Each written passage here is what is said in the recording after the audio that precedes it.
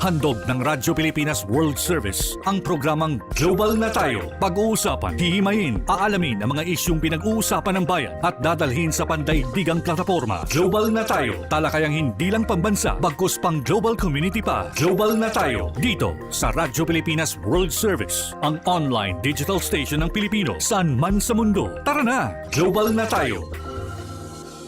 Muli po isang mapagpalang pagbati at welcome po sa isa pang edisyon ng programa ang Global na Tayo. Ito po ang inyong lingkod, Ray Sampang. Ang programa Global na Tayo hatid po sa inyo ng Radyo Pilipinas World Service.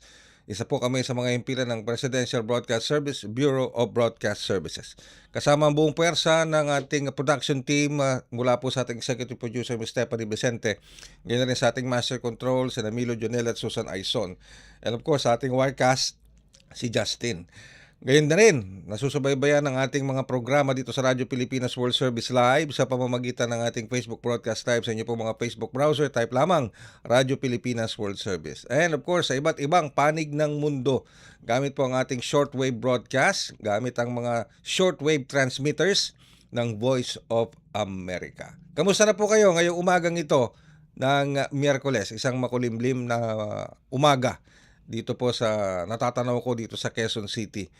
Dahil meron pa rin tayong binabantay ang bagyo na si Francisco at meron pang isang lagay na sama ng panahon na binabantayan din ng ating pag-asa na medyo nasa labas pa ng Philippine Area of Responsibility. So mag-ingat tayo sa ating mga lakad ngayong araw na ito. Bagamat hindi naman maglandfall itong si Bagyong Francisco at humina na ito from a super typhoon, ito ay naging typhoon na lamang. Pero binabantayan pa rin po natin yan dahil hihila po yan ng habagat. Yan. Alam naman natin, pag sinabi natin habagat, ulan. Pag sinabi natin ulan, baha. Alam nyo naman, issue pa rin ng flood control. Anyway, pero hindi yan ang tututukan natin ngayong umagang ito, hindi flood control. Ibang klaseng usapin ang pagtutugunan natin ng pansin sa unang bahagi ng ating programa. At ito ay ang isinasagawang pre-trial conference. Una, nagkaroon ng pre-trial brief, tapos nagkaroon ng pre-trial conference sa Senado na kinabilangan, of course, ng House Prosecution Panel at ng Defense Panel mula naman sa side ni Vice President Sara Duterte. Alam ko marami pong nagtatanong sa inyo, ano bang ibig sabihin ng pre-trial doon sa mga ordinaryong Pilipino? Yung mga, alam ko, yung mga nag-uusap-usap diyan sa mga kanto, diyan sa mga pagtipon-tipon, nagtatanungan, ano bang ibig sabihin ng pre-trial conference? Bakit kinakailangan pa ng pre-trial conference? At ano itong lumalabas sa mga balita na parang kung ano yung witness ng prosecution, parang kinokopya ng defense panel. Sa side ni Vice President Sara Duterte. Maraming katanungan at yan tayo po ay tutulungan na sagutin ang mga katanungan na yan sapagkat kasama po natin sa linya ng ating komunikasyon ang legal spokesperson ng House Prosecution Panel. Walang iba kundi si Attorney Benjamin Tolosa. Attorney Tolosa, magandang umaga po at welcome po sa programang Global na Tayo. Magandang umaga ho, Sir Riet. Magandang umaga din ho sa lahat ng iyong mga tagapakinig. It's a pleasure and an honor to have you sa programa, Attorney Tolosa. And of course, kukunin na po namin ang pagkakataong ito upang maipaliwanag sa ating mga taong bayan, lalo nang hindi masyadong nakakaintindi at nakakaunawa ng mga legal proceedings sa gagawin ngayon o ginagawa sa Senado para sa impeachment trial ni Vice President Sara Duterte. Siguro po, Attorney Tolosa, ang unang katanungan ko po, ano po ba ang pre-trial conference? Bakit tayo nagkakaroon ng pre-trial conference? At gaano ito kahalaga bilang bahagi ng proseso sa impeachment trial? Napakalaga ho ito, Sir Ray, dahil ang purpose ho nito, as it said, it's a conference para ho siyang pagtitipon, para ang purpose ho nito mapabilis ang actual na paglilitis na gagawin. So bago pa ho magsimula ang paglilitis, which is yan ho yung pagsimula na ng pagpepresenta na ng mga testigo sa korte, magkakaroon muna ho ng pre-trial conference. Ang ginagawa ho sa pre-trial conference, we simplify the issues. So nag-agree ho, ano ho ba ang mga issues na pagtatalunan during trial. Importante ho ito dahil kung hindi ho kasama dun sa issues na na-define during pre-trial, hindi ka na pwedeng magpresenta ng ebidensya ukol dito during trial, no? So dito din ho, kailangan na din hong ilista na ho ang mga witnesses na ipe-present ng mga parties, no, para maayos na din ho ang schedule ng mismong trial, no?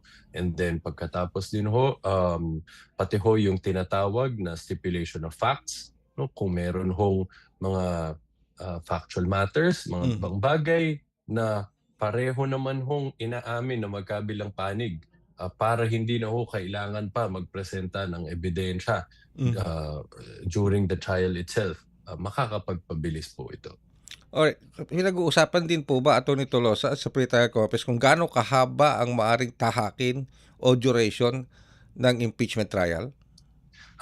Tama ho, no, dahil ho dito, tatanungin na ho ang mga partido ilang araw, no, ang kakailanganin nila para makapagpresenta ng kanilang mga testigo. So dito ho sa atin, ang hiningi ho ng prosecution ay 62 days ho, no, not less than 62 days. Ang sa kabilang panig naman ho sa depensa, hiningi ho nila is at least 30 days. So after ho naming masubmit itong mga request namin, no, mag-i-issue ho ng pre-trial order ang impeachment clerk pagka natapos na ho itong buong pre-trial conference, kasama ho yung marking. So nakalagay na ho doon yan, yung final dates of hearing, ilan ho i-allocate sa amin. So based on that, no, since humingi ho kami ng at least 62, humingi sila 30, so we see that it's going to be at least 3 months, no. But syempre posible pa hong mapabilis yan kung halimbawa papayagan ho tayo na makapagpresenta ng mahigit sa isang testigo kada araw ng paglilitis, so pwede hong mas mapabilis. Okay. Sa Atty. Tolosa, pinag-uusapan din pala sa pre-trial conference kung ilang bilang ng witness ang isasalang sa kada araw ng trial. Mahirap ho kasing ma-foresee kung ilan hong witness kada araw ng trial dahil posible ho meron isang testigo, napakahaba ng kanyang testimony, baka maubos ho ang isang araw. So but ang ginagawa ho dito is hininga ng parties ho, no, ilang araw ba ang kakailanganin nyo to present. So considering the number of witnesses that we have, no, ang hiningi ho namin 62 days, sa kanila 30. So kung by way of estimate, titignan lang ho natin doon, mukhang tatagal siya ng at least 3 months. So Isa sa mga tinatanong ng ating mga kababayan, kasi lumabas na nito sa mga earlier reports, na bakit doon sa pre-trial conference, I think ilang witnesses ang sinabmit nyo sa pre-trial conference? Nasa 50 ba o 60? Tama ba, Atty. Tolosa? 57 ho, yung naka-name po 57. namin sa sa pre-trial brief, but humingi ko kami ng 60 days dahil meron din ho mga reserved witness, no, para just to make sure that we have enough trial dates to present all of those witnesses. So 57 witnesses ang piniresent po ninyo sa pre-trial conference. Pero may naging usapan dito, bakit halos lahat daw po ng witnesses na piniresent nyo kinopya lang ng defense panel? Siguro itong obserbasyon na to, nanggagaling ho ito doon sa out of 57 na witnesses natin, no, 51 doon ay nakalista din no, as witnesses noong depensa. So substantial number ho, no, halos lahat out of 57 51. Oo nga. So ibig sabihin, kung ano yung witness nyo, sila rin yun din ang yung witness nila come impeachment trial. Mukhang ganun ho yung lumalabas, pero I think sa usaping ito lumabas ho yung issue ng tama ba na tawagin na nagkaroon ng mirroring dahil ang sinasabi ng depensa, hindi namin maaaring kopyahin yan, dahil sabay naman nating sinumite ang ating pre-trial brief, no. Pero mabilis naman hong sagutin yan, itong mga witnesses namin na present na ho ito dun sa mga proceedings before the House Justice Committee, no. So of course, even before we submitted our pre-trial brief, nakita na ho ng buong bayan yan at ng depensa na ito ang mga testigo namin, and necessarily ipresenta ho namin to ulit sa trial na mangyayari, no. For example, para konkreto, tulad ho nila NBI Director Melvin Matibag, no, tulad ho ng Director ng AMLAC, tulad ho ng mga handwriting experts, alam na ho na nila ng mga testigo namin ito. So kahit bago pa kami nag-file ng pre-trial brief, nakita na ho nila ito. Dito ba pumapasok, Atty. Tolosa? Pasensya na po kayo, hindi po kami legal luminary, hindi kami Wala hong maalam. problema, Dito Sir ba, Ray. di ba, magkapareho kayo ng witnesses halos, may Oo. tuturing ba, halimbawa sa defense, halimbawa nagkaroon man ng mirroring, sabihin na nating witness din ng defense yung witness nyo, hindi ba may tuturing na hostile witness yun para sa defense? Depende ho yan, not necessarily. Dahil pwede ho na kahit kami ang unang magpresenta ng witness, Mhm. pwede hong hostile witness siya sa amin. Dahil kung for example ho, ang witness na pinapatawag namin ay under sa opisina ho ng respondent, Mhm. then pwede hong makonsider siya as hostile witness namin at kung ipepresenta nila ng sarili nilang witness yon, no? Hindi siya magiging considered as hostile witness nila, no? Dahil nga tao naman yan ng respondent. Mhm. Pero gusto kong klaruhin dito sa usapin nito. Actually, sa rule, dahil kapag prinesenta na namin itong mga witness na to, magkakaroon na sila ng chance, no, na ma-cross-examine lahat Mhm. tong mga witnesses na to. So kung meron silang gustong itanong, magkakaroon na sila ng pagkakataon na itanong itong mga to. Mhm. Kaya ngayon, bago sila payagan na ipatawag na naman itong mga parehong witnesses na to kapag sila na magpepresenta ng ebidensya, kailangan nilang ipaliwanag sa impeachment court bakit sila dapat payagan na tatawagan na naman itong same na witnesses na to. Because of course, kakain to ng oras, ng resources, hindi lang ng mga tao na ipapatawag nila, pati na din ng Senate Impeachment Court, pati na din ng prosecution, no? So tatagal unnecessarily in trial. So kailangan maipaliwanag yan bakit ipapatawag ulit. Alright. Kung ito po ang napag-uusapan sa pre-trial conference, does that mean po na ito na yung kumbaga, para mas madaling maintindihan ng ating mga kababayan, ito na yung roadmap o ito na yung napagkasunduan ng dalawang panig na itatakbo ng pagpresenta ng mga witnesses mismong impeachment trial? Tama ho yan, Ray. Dahil sa rule, kung ang witness ay hindi nyo linatag during pre-trial conference, hindi nyo na yan pwedeng i-present during trial, no? So exceptional circumstances lang yun na papayagan na magpresenta ng bagong witness na wala pa sa pre-trial. Mhm. And of course, matanong ko lang po, Tony, tapos na ba ang pre-trial conference by all measure? Tapos na po ba? Well, ongoing pa rin yung tinatawag na marking of evidence, no? Ang marking of evidence or ginagawa dyan is kung naririnig yan sa paglilitis, no? Sinasabi yan, minsan naririnig natin, I'm presenting this document which was previously marked as Exhibit A. Para sa reference ng court, madali matrack ano ba yung pinipresent na ebidensya.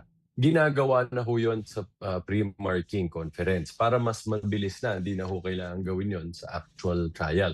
Ngayon itong marking of evidence, sinimulan to nung first day of pre-trial, last Thursday, at tinutuloy-tuloy yan. So this week, since starting Monday until today, tuloy-tuloy yan.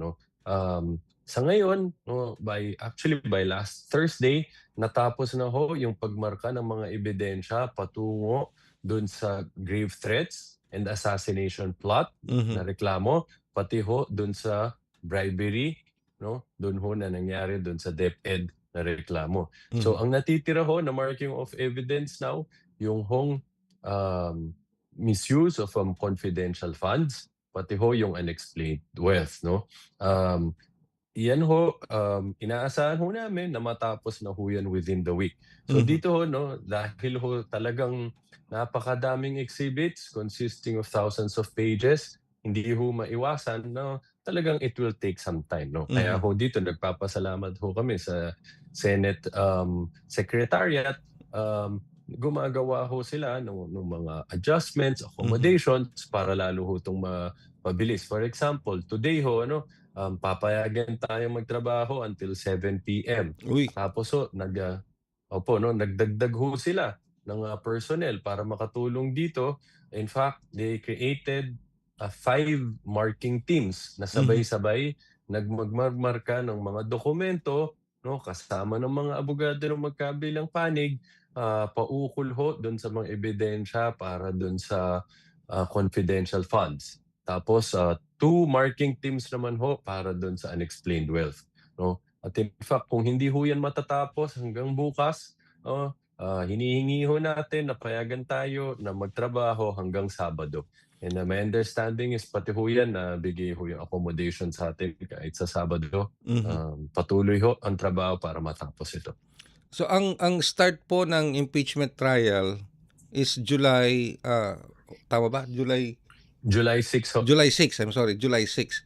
So do you think, Atty. Tolosa, with all of this na nabanggit yung markings at proseso ng pre-trial conference, mamimit natin yung July 6? Oho. Sa tingin naman ho namin, no, dahil talagang ginagawa naman lahat ho ng makakaya para matapos ito sa lalong madalis na panahon. At itong mga accommodations, binibigay naman ho sa atin ng Senate Secretariat. So sa tingin namin, matatapos na ho ito. Ito pang siguro huling katanungan ko na lamang po, Atty. Tolosa. Alam kong napakarami niyong kampanin bilang spokesperson ng House Prosecution Panel at iba pa. Pero isang malaking katanungan po kasi mula sa publiko, nung pinresenta po ang mga private prosecutors, no, napakaraming private prosecutors, siyempre kasama na po kayo at tumatay na rin po kayong spokesperson. One thing na mention ni Representative Luistro is this is a pro bono endeavor from the private prosecutors. Tama po ba yun? Tama. Talagang pro bono, wala po kayong tatanggapin ni 5 sa House panel?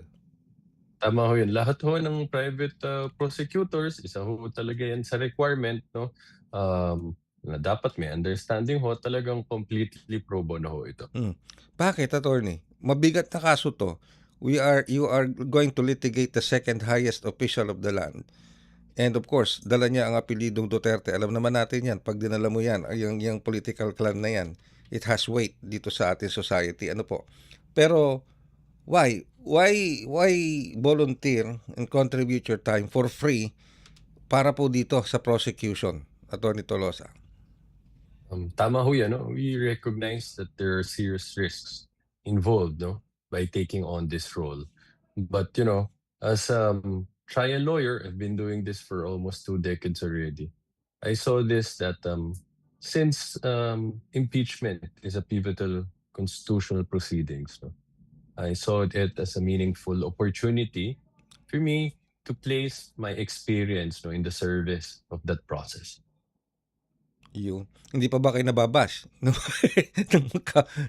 kabilang kampo ng mga magmula ho nung unang araw na nagsalita ho tayo, wala na hong tigil ang bashing ho. Pero tayo ho, as much as possible, ayaw ho nating pansinin ho yan, focus lang ho tayo sa trabaho.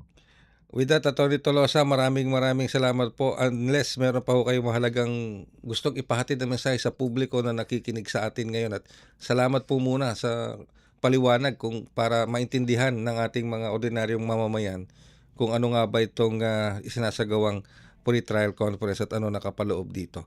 Go ahead po, Atty. Tolosa.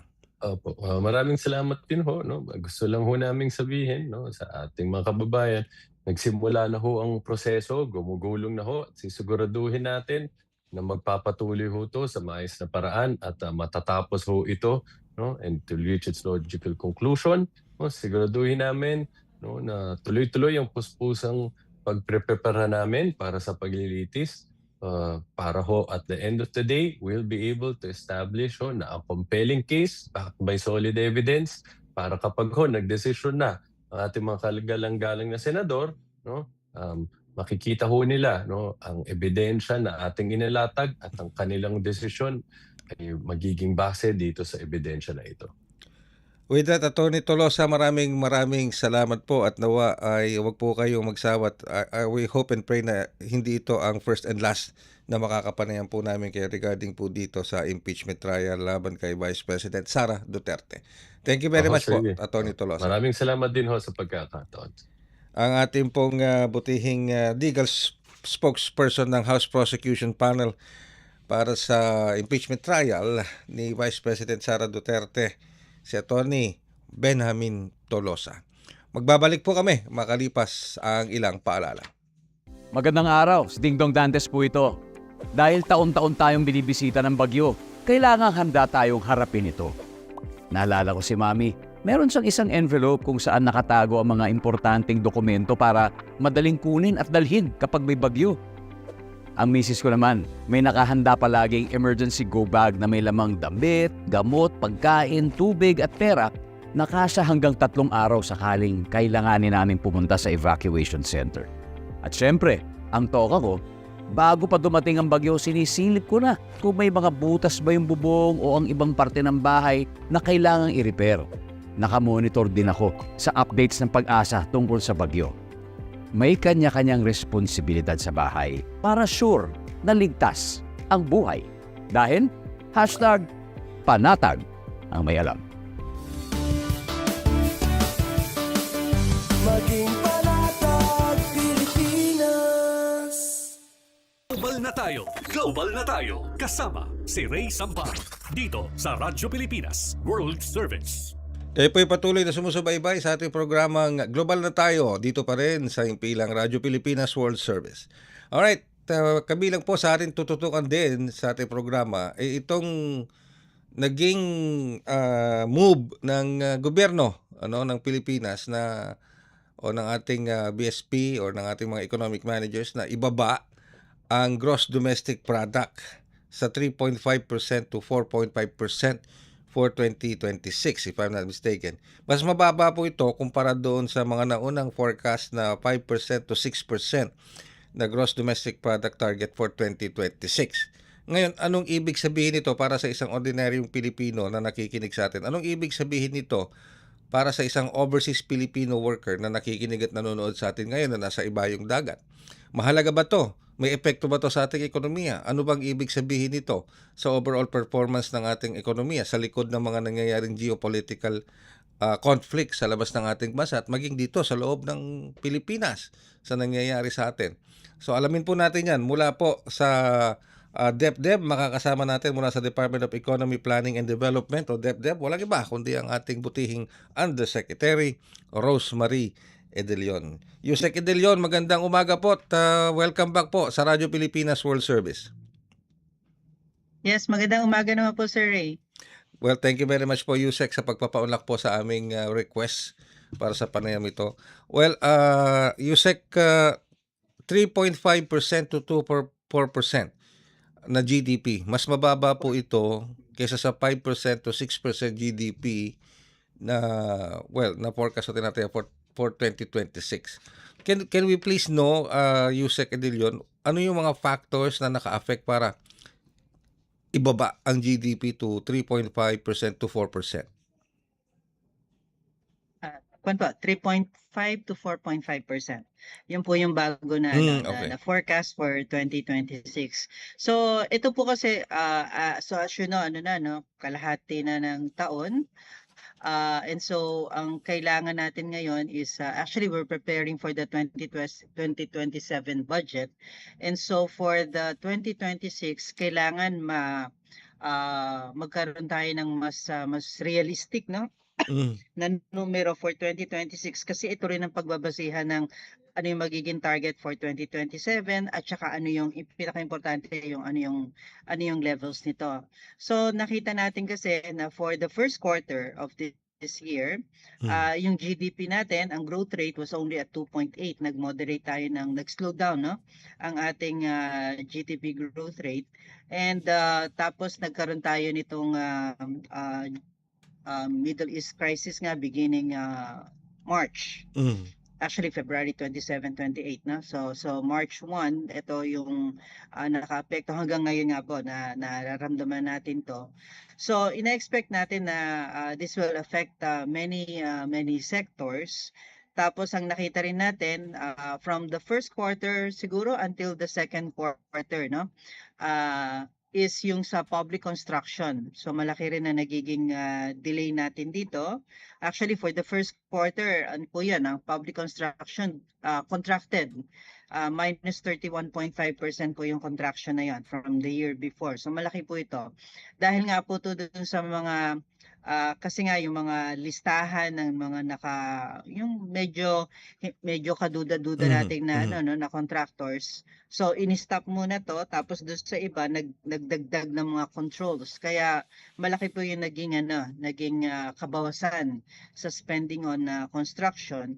Pero ang expectation naman po natin is for the second half mag-accelerate po tayo, magka-catch up po tayo Mhm. dito sa public spending na to.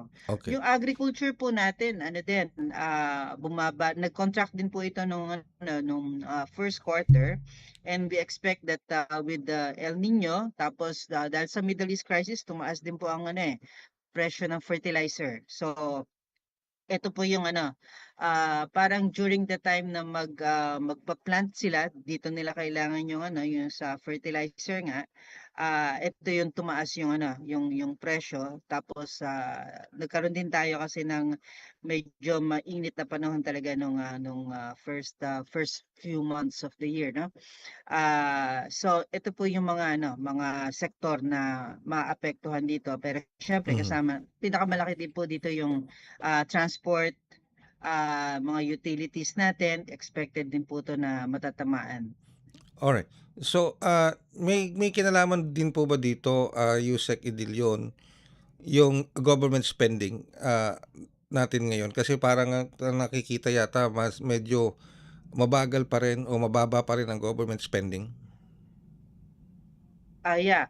Kung ang pag-uusapan po natin yung government spending on MOOE, yung maintenance and other operating expenses. So ito po yung mga operational, no? Yung mga supplies and materials, yan pati na po yung mga pagbigay ng mga cash assistance natin. Ito po on time naman po to. Wala po tayong underspending dito, no? Ang malaking natin, naging delay talaga sa paggastos yung pong sa construction, yung pong sa capital outlay. Kasi nga po, during the first few months of the year, we were still implementing yung mga stricter na protocols. Mhm. Tapos yun nga, may mga contractors tayo na talagang hinigpitan natin yung pag-release sa kanila, no?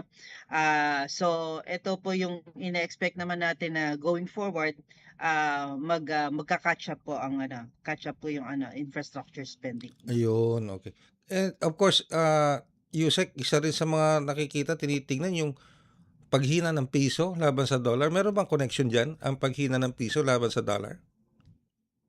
Meron din po pero ang mas malaking factor para do sa paghina ng piso is really what the Federal Reserve ng US po, kung ano po yung ginagawa nila at saka kung ano rin nakikita natin sa nangyayari sa US. So kung halimbawa po magiging malakas yung growth prospects in the US. So ine-expect natin na yung capital will go to the US Mhm. doon po sa lugar na yun. So ine-expect na po ng marami na na magkakaroon ng demand for reconstruction dahil nga Mhm. po dun sa gera. So for sure sila rin po yung dito magiging in charge, no? Syempre meron din po silang mga ire-reconstruct sa mga bases din nila na nasira in the Middle East, not Mhm. to mention yung mga damaged infrastructure din sa Iran. So bukod sa Iran mismo, malamang malaki rin na magiging yung magiging tawag dito, yung magiging projects, no, Mhm. na ang mag-implement is the US itself. So may mga ganitong kumbaga nakikita na growth prospects sa kanila. So Mhm. talagang papunta sa kanila yung so nag-strengthen yung dollar, pero ibig sabihin nun nagwi-weaken yung Mhm. yung ating peso. So mas kasi pag sa kalakaran po ng foreign exchange, Mhm. talagang masyadong malaki po 'tong merkado na 'to. Talagang world Yes. economy po ang pinag-uusapan din dito. Okay. So, siyempre itong nakaapekto rin ito tulad ng nabanggit niyo kanina, Yusek, yung nangyari sa Middle East, between US and Iran, pagsasara Mm, ng Strait of Hormuz. So, if this mm, persists, although nagkaroon na ng, sabi nating Memorandum of Understanding mm, between US and Iran, pag-uusapan nila within a 60-day period kung para sa isang permanenteng peace deal. Pero if this one breaks down at nagsara ulit ang Strait of Hormuz, do you think at least sa inyong pananaw kung makakamit pa natin yung mas magandang performance for the second half of the year? Meron din po tayong nakikita ng mga adjustments na ginagawa, no, dito mismo sa atin at saka din sa nangyayari sa ibang sa ibang lugar. So we are seeing let's say yung sa Kuwait, no, na nag-offer sila ng another passage na, so rather than the Strait of Hormuz, magkakaroon ng another passage para din sa kung saan dadaan, no, yung mga oil imports na ito. So nakikita rin natin na may mga umalis sa OPEC. So etong mga to, ibig sabihin hindi nila kailangan mag-abide by kung ano yung mga napag-usapan na production output. Pwede silang on their own mag-decide kung gaano kalaking output ang ilalabas nila sa merkado, kasi they might want to take advantage of these high prices. So mag-produce sila ng mas marami, pero syempre in doing so bababa yung mag-stabilize yung presyo. So marami pong nangyayari, and then of course sa ibang mga bansa, and including us in the Philippines, dumami rin po yung mga paggamit ng electric vehicles. Yes. Dumami na rin yung mga gumagamit ng mga yun sa solar panels, no, yung mga renewable energy. So in short, iba na rin po ang demand situation with respect to imported fuel or fossil fuel. So isa po to sa parang kumbaga silver lining, no, dito Yes. sa nangyaring gera sa Middle East or sa Iran. Pero we really hope that it will be resolved very soon. Unang-una yung loss of lives, no, hindi talaga dapat nangyayari yon. Tapos syempre affected yung sense of security ba ng mga OFWs natin and their families, and syempre ng buong mundo rin po. Alright, nabanggit niyo po kanina, pag-uusapan natin, Yusek, yung isa sa mga causes nito na maaaring naka-apekto sa slower GDP para sa between 3.5 to 4.5%.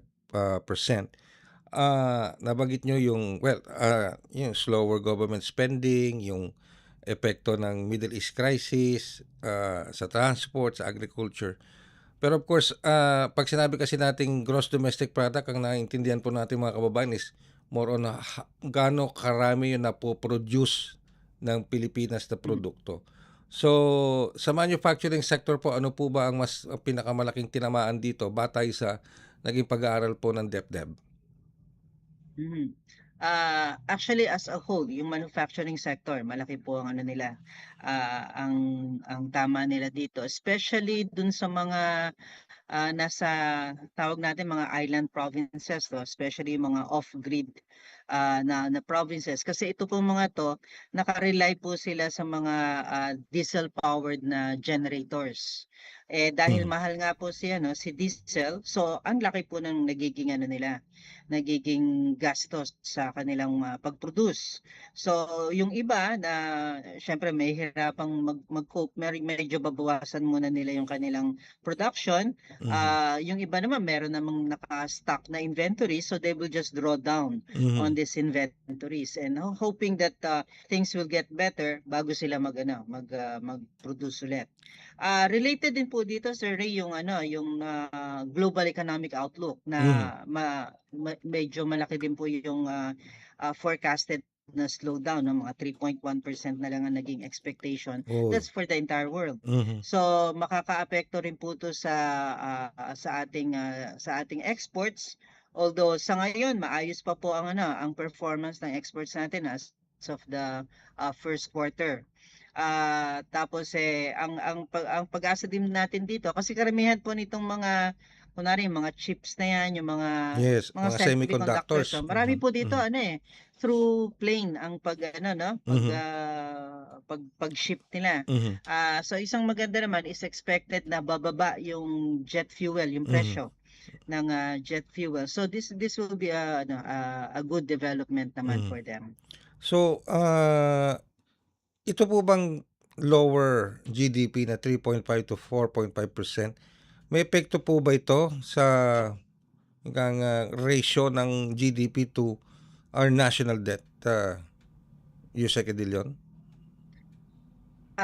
Ang nagiging ano po namin, rule namin, no, sa DBCC is we maintain yung tinatawag natin na deficit to GDP ratio. So for this year 2026, parang sorry, nakalimutan ko yung ano, no, Oho, parang 5 oho. for next year 5.1 eh. Mhm, So for this year I think 5.3, parang ganyan. mhm, So we maintain kung ano yung nakikita natin na ratio. mhm, So yung GDP remains as is. I mhm, mean, remains kung ano yung naging forecast dahil dinowngrade natin yung forecast. mhm, So between 3.5 to 4.5 na lang.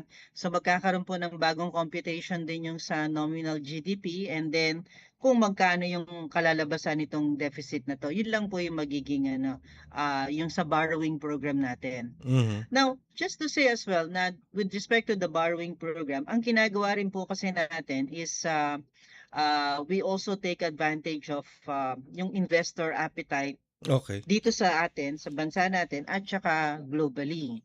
So nakikita po natin yan kapag bumababa po yung interest rates. So mukhang magandang mag-issue ng bonds, gano'n. Mhm, So mhm, ito nga po yung nangyari nitong past week, no, kasi dahil nagkakaroon ng magandang development sa Middle East, bumaba yung international interest rates. mhm. So nagkaroon ng bond offering ang Pilipinas, no, ang government of the Philippines, at naging successful naman to. So ito po yung mga tinatawag din natin na debt, yung iba debt restructuring, yung Mhm, iba mhm. liability management po. Para tingnan natin kung saan tayo mas makakaganansya.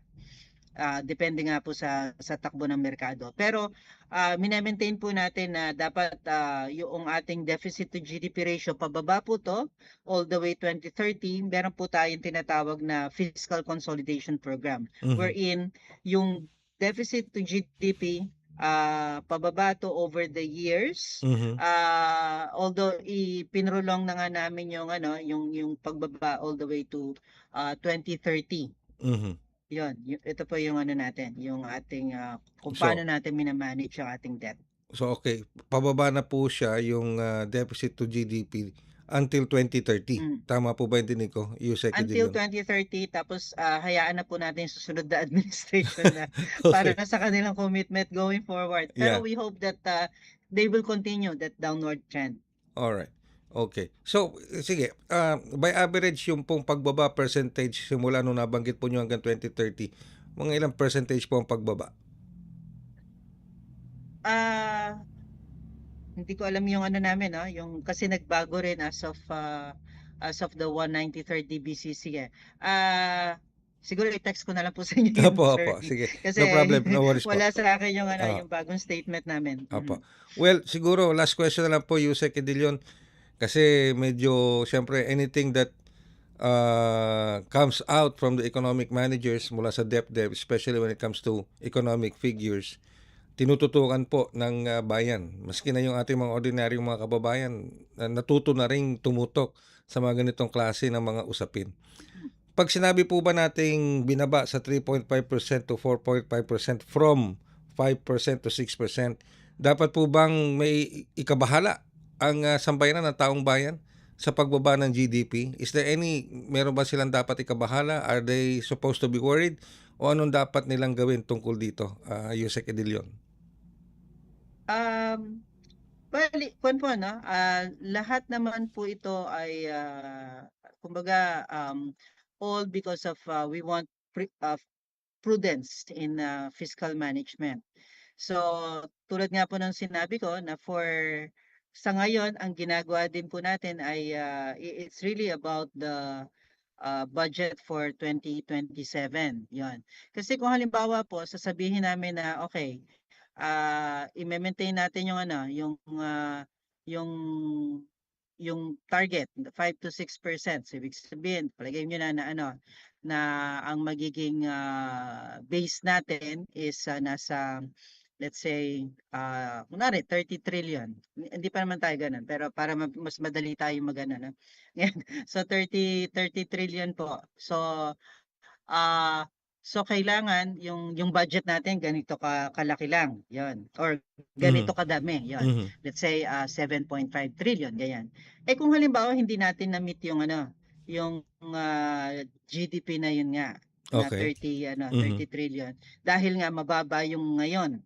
Mhm. So kailangan talaga nating i-adjust to realistic numbers itong sa ngayon, itong 2026 na 'to para Mhm. mas tama yung ating magiging basehan para sa budget for 2027 para hindi tayo over budget. Mhm. Yun po yung dahilan kaya ano. So ito pong syempre ang gusto naman namin is we will be growing faster than this number Mhm.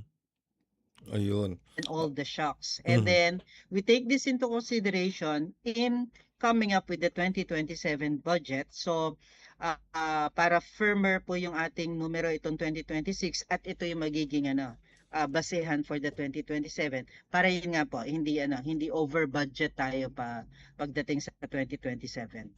Ayun. Alright. With that, Yusek Edilion, maraming salamat po again as usual sa pagpapaliwanag po sa level na maintindihan ng ating mga ordinaryong Pilipino. Ito pong panibagong GDP figures na lumabas po. Thank you very much, Yusek Edilion. Maraming salamat din po sa pagkakataon. Ang ating pong Undersecretary Rosemary Edilion ng Department of Economy, Planning and Development o DepDev. Magbabalik po kami makalipas ang ilang paalala. Mabilis ang trivia, dagdag talino. Heto na ang Dagling Kaalaman. Alam niyo ba na ang salitang gender ay mula sa Latin word na ang ibig sabihin ay uri o klase at hindi agad kasarian? Noong sinaunang Egypt, may mga babaeng naging pharaoh tulad ni Hatshepsut. Ang New Zealand naman ang unang bansa na nagbigay ng karapatang bumoto sa mga babae noong 1893. Dito sa Pilipinas, kinikilala noon ng mga babaylan, mga pinunong espiritual na kadalasang babae o gender fluid. At tandaan, ang gender equality ay kabilang sa 17 Sustainable Development Goals ng United Nations. Kaya't ang pagkakapantay-pantay ng kasarian ay tungkulin nating lahat. Kaunting kaalaman na malaking dagdag talino. Abangan muli ang susunod na Dagling Kaalaman. Global na tayo. Global na tayo. Kasama si Ray Sampang. Dito sa Radyo Pilipinas World Service. Kayo po patuloy na sumusubaybay sa ating programang Global na tayo dito pa rin sa Radyo Pilipinas World Service. Kanina po nakakausap natin si Undersecretary Rosemary Edilion ng Department of Economy, Planning and Development o DepDev. Ito po ay hinggil naman sa latest forecast ng gross domestic product ng Pilipinas for 2026. At least nasa 3.5% to 4.5%, lower than 5% to 6% na earlier target ng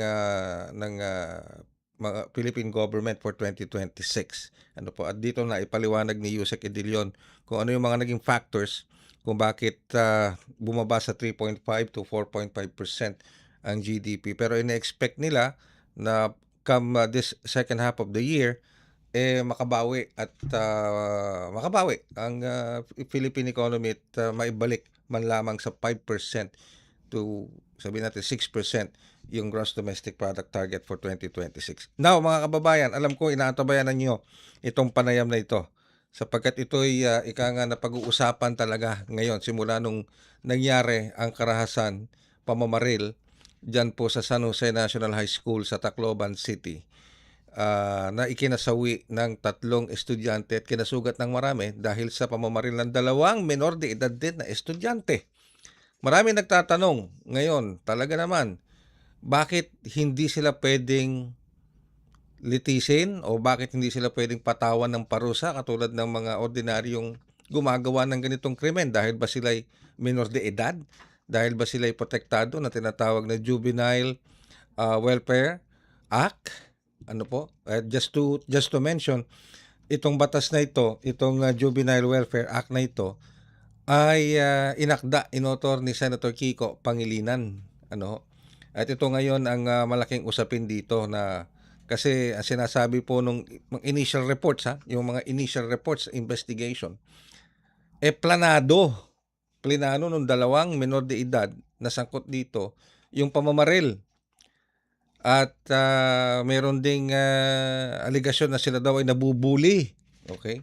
Na pinapabulaanan naman ng ilang mga nakakakilala doon sa mga estudyante. Pero ang ano dito is parang pinagplanuhan nitong dalawang ito yung pamamaril at mukhang pinag-aralan pa raw nila batay sa mga initial na mga investigasyon, mukhang pinag-aralan pa nila yung anong maaring mangyari sa kanila kung sakaling mahuli sila. At alam naman nila mahuhuli sila eh. Pero anong mangyayari sa kanila kung may pananagutan ba sila sa batas o wala. Pero pinag-aralan daw batay doon sa mga naunang reports. Pinag-aralan. At pinag-aralan ng dalawa at mukhang nagkaroon sila ng conclusion na hindi pala tayo makukulong, no? Dahil protektado tayo ng batas dahil doon sa Juvenile Welfare Act. So alamin muna natin sa mata at pananaw mula sa isang eksperto sa batas. Makakasama po natin. At ito, nagkaroon na talaga ito na experience na sa litigation laban sa isang juvenile. At kung di ako nagkakamali, nakakuha siya ng conviction dito. Kung di ako nagkakamali, dito sa minor de edad na ito na gumawa ng krimen. So makakasama po natin si Attorney Josel Batapa Sige. Ang ating makakasama mula po sa side naman ng mga law experts natin. Magandang umaga po, Attorney Josel Batapa Sige ng Batapa Sige & Sige Law Office. Magandang umaga po, Attorney Sige. Magandang umaga po, sir. Good morning to all your viewers. Magandang umaga sa lahat. Thank you very much po, Attorney Batapa Sige, sa pagpapaunlak po ninyo sa aming programa. So, napakahalaga po ng ating pag-uusapan, very timely, very relevant, very important. Lalo na sa mga nakikinig nating mga magulang, sa public, at maging kung meron man nakikinig na mga estudyante dyan ng law, ng batas. Magandang mapakinggan po nito sapagkat totoo, tama po ba yung nabanggit ko, you have an experience in litigating a juvenile who has committed a crime and successfully litigated itong juvenile na ito at napatawan ng parusa. Tama po ba ako doon, Attorney Sige? Yes, sir. So, hindi lang po iisa, pero several times. And I'm actually a lawyer since 1998. I specialize in children's rights and women's rights and gender cases. Kaya maraming beses po tayong nagkaharap sa mga akusado na minor because I would usually, yung kaso ko po for my first 10 years of practice was for rape victims, mga batang mga babae, and normally mga minor din po yung mga sangkot. And also, I specialize in gender related policies. Konsihal po ako for 9 years sa Bacolod City. And dati po akong undersecretary din ng Department of Information and Communications Technology. Kaya alam ko rin po yung epekto ng digital technologies sa atin pong mga kabataan. So, I'm happy to share some insights today. Okay. So, Attorney Sige, hindi totoo yung sinasabi ng iba na hindi pwedeng makulong ang isang minor na sakop ng Juvenile Welfare and Justice Act. Hindi sila pwedeng makulong maski gumawa sila ng krimen. So, walang katotohanan doon. Sige, briefly po, I will try to condense the answer. Ang sagot po doon is we actually need to understand the law and to qualify the answer. Kasi meron po tayong layers of ages or edad in terms of liability. And ang sinasabi po nating liability, it's differentiated between civil, administrative, and criminal and other liabilities, no? So ang ating po pag-uusapan today, I would assume na yung ating MACR, yung minimum age of criminal responsibility. Yun po ang napapag-usapan ngayon. Hindi po tayo pwedeng maka-generalize na wala ng pananagutan ang isang minor de edad. Kahit pa wala pa yung juvenile justice, may mga pananagutan na po yung mga minor de edad. Depende po sa kaso at paglalahad sa korte.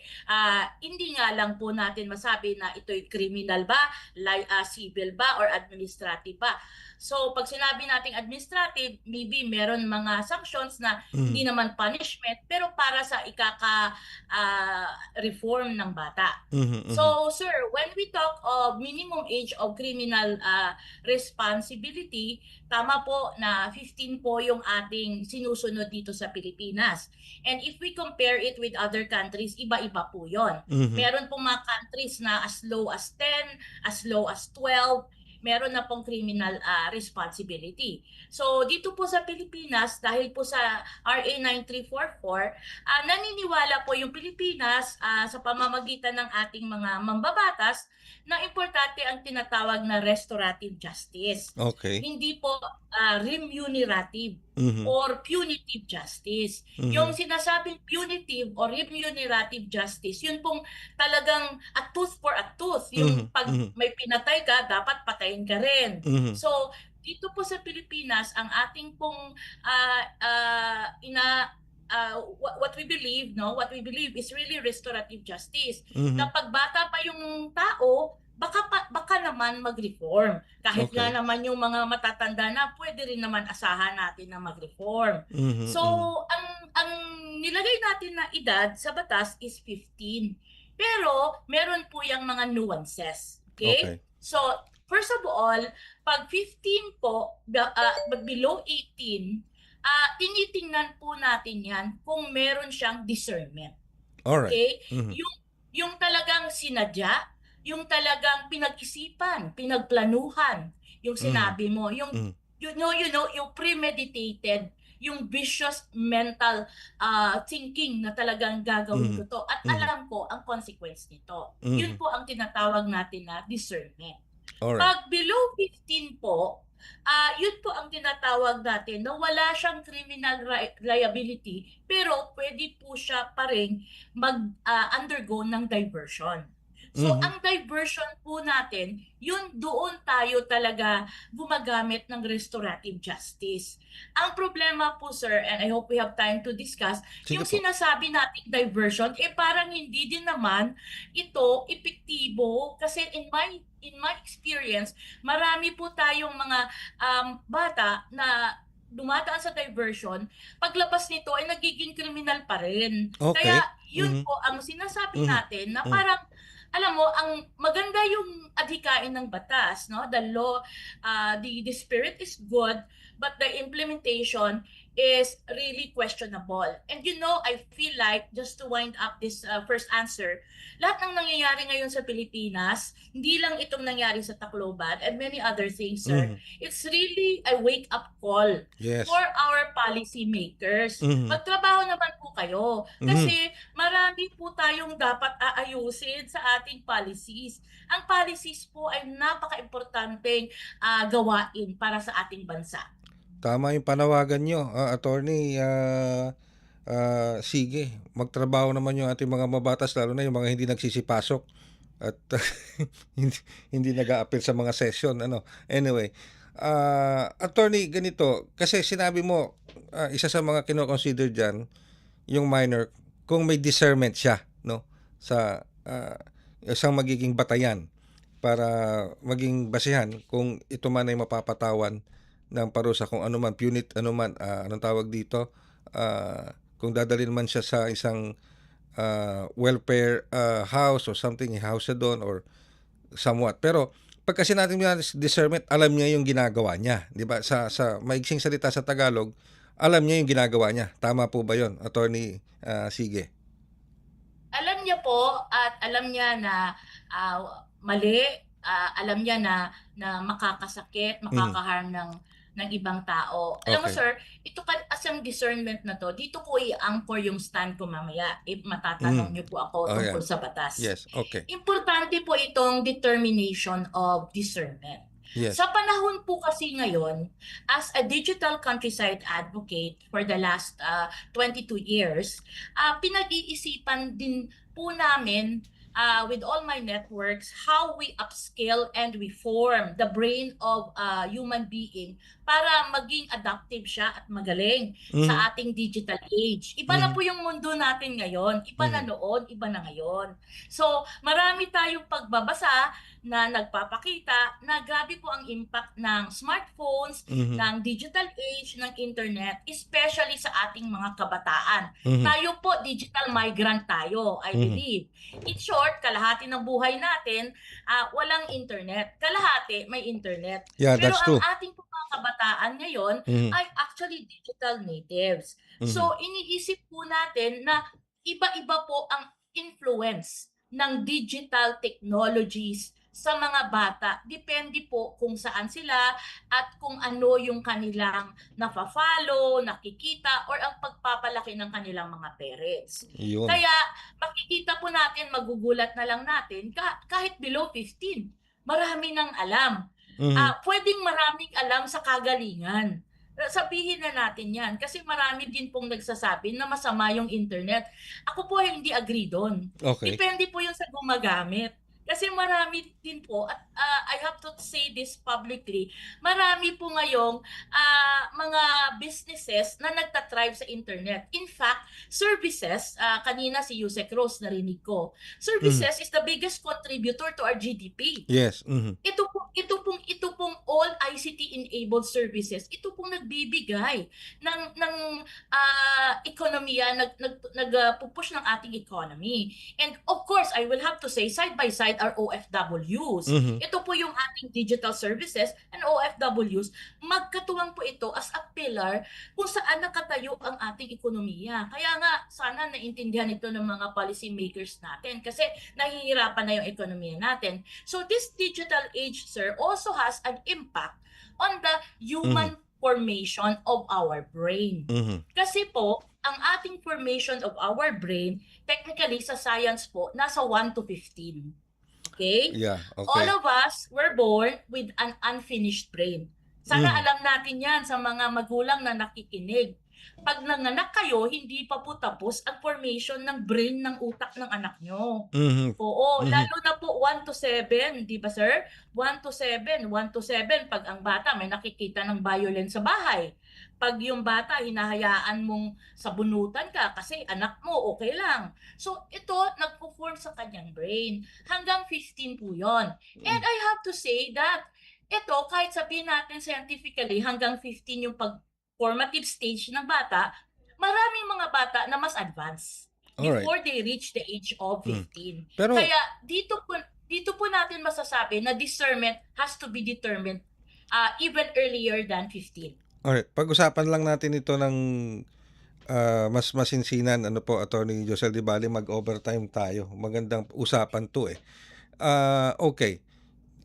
Anong reaksyon nyo dito sa mga panawagan, lalo na ni Senator Robin Padilla?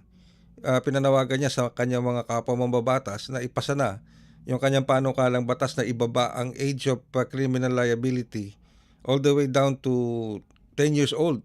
Samantalang kahapon, mukhang sinabi naman ng spokesperson ng Philippine National Police na suportado rin nila ang pagbaba ng age of criminal liability sa edad na 12 taon.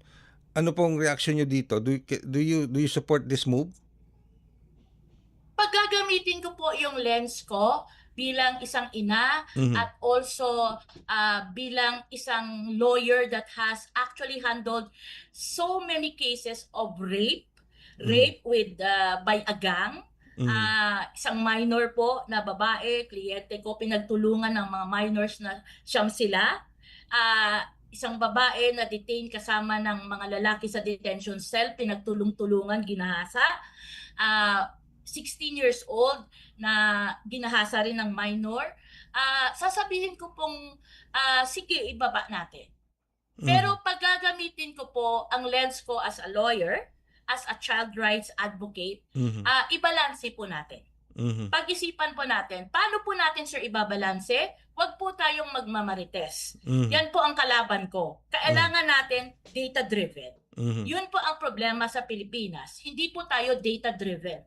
We don't see how 9344, full suite of data really impacted the country, no? So since the time it was implemented or became approved, no?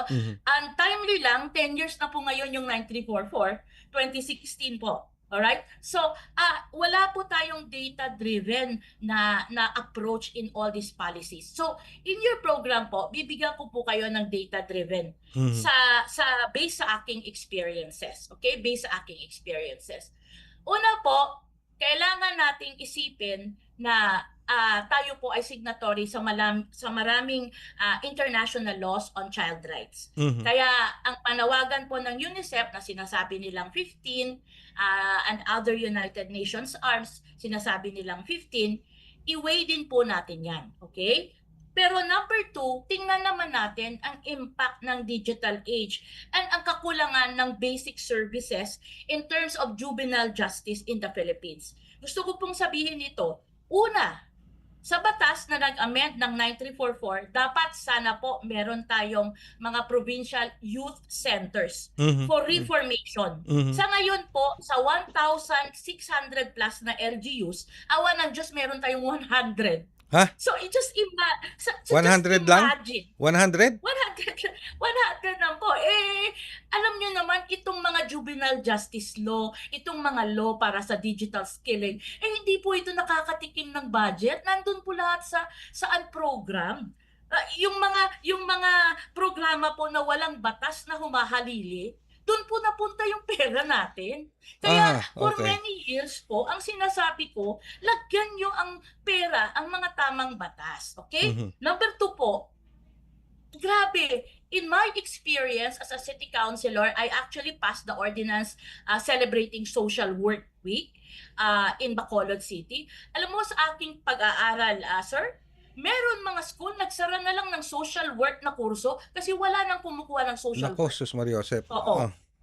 Ngayon, ang sinasabi sa batas, pag ito ang mga bata ay na-divert, halimbawa, 15 and below, hindi sila magiging criminal liable, pero cargo sila ng social worker. Alright. In short, yung social worker ang talagang magdidisiplina na ngayon sa kanila. Kasi, I mean, 9344 does not say that you are totally free.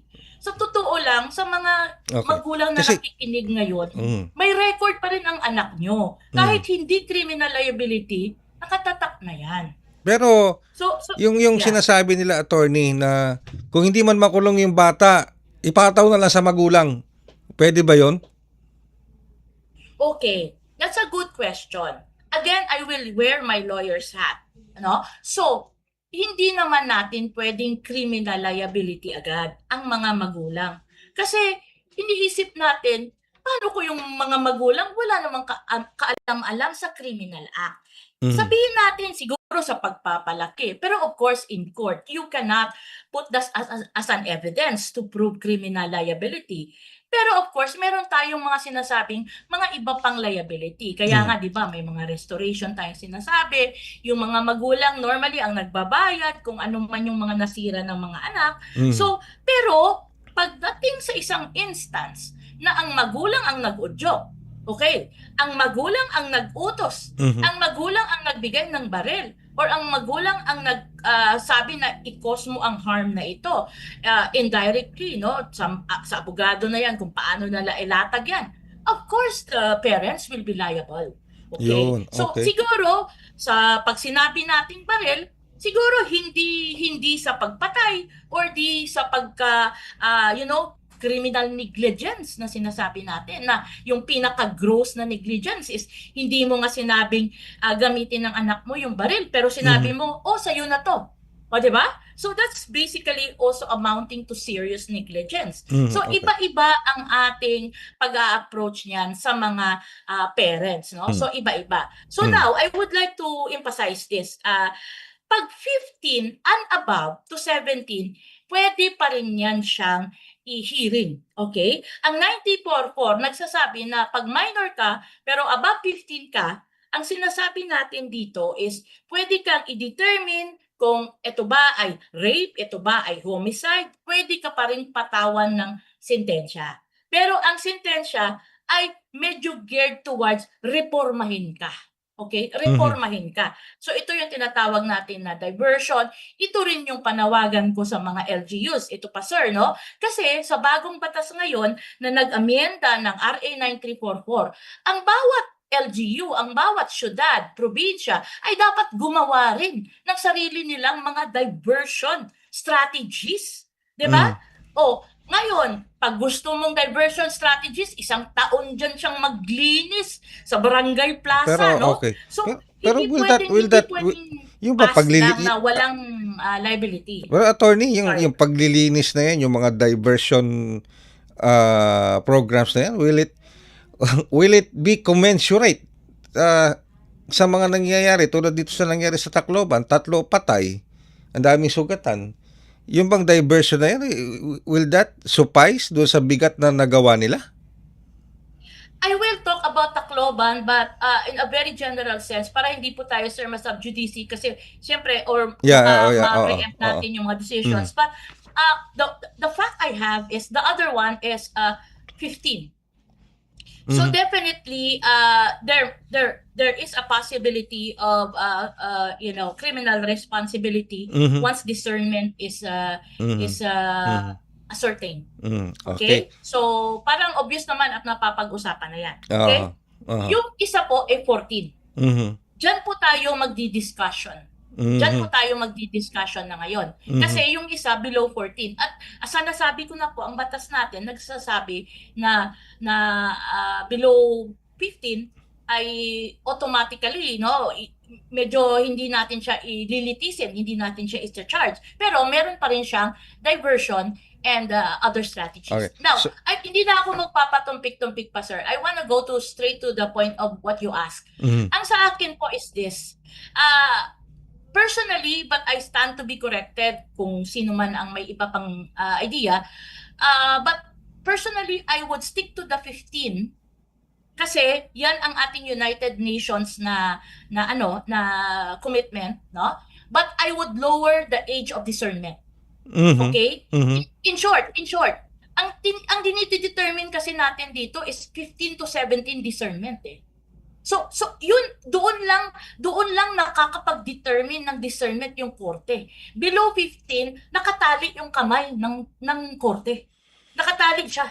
So ang sinasabi ko dito, my humble proposal is we lower the age of discernment. Ako I'm open to even 10 or even 10 to 12. Okay. When you say ascertainment of discernment. Attorney, Yes. when you say you lower the age of discernment, meaning you lower the age of criminal liability? With discernment. With discernment. Okay, sige. Well, anyway, so Yes. marami pa sana akong tanong. Sana, please, allow us to have you again, siguro sa mga susunod na araw to further discuss this issue. Samantalang gumugulong pa rin itong hustisya, itong mga investigasyon sa nangyari sa Tacloban. We really enjoyed it. We really appreciate the information that you have given us. Kulang pa, Attorney Sige, yung oras natin. So please allow us to have you again some other day or probably tomorrow para maipagpatuloy itong magandang paliwanag na ginagawa po ninyo sa ating programa. Yes po, importante po ang usapan sa Yes, policies. yes. Kasi trabaho po natin ito lahat, hindi lang ng mambabatas. Opo. Maraming salamat. Maraming salamat po. Si Atty. Josel Batapa Sige ng Batapa Sige & Sige Law Office. Bakit siya ang nakapanayam natin?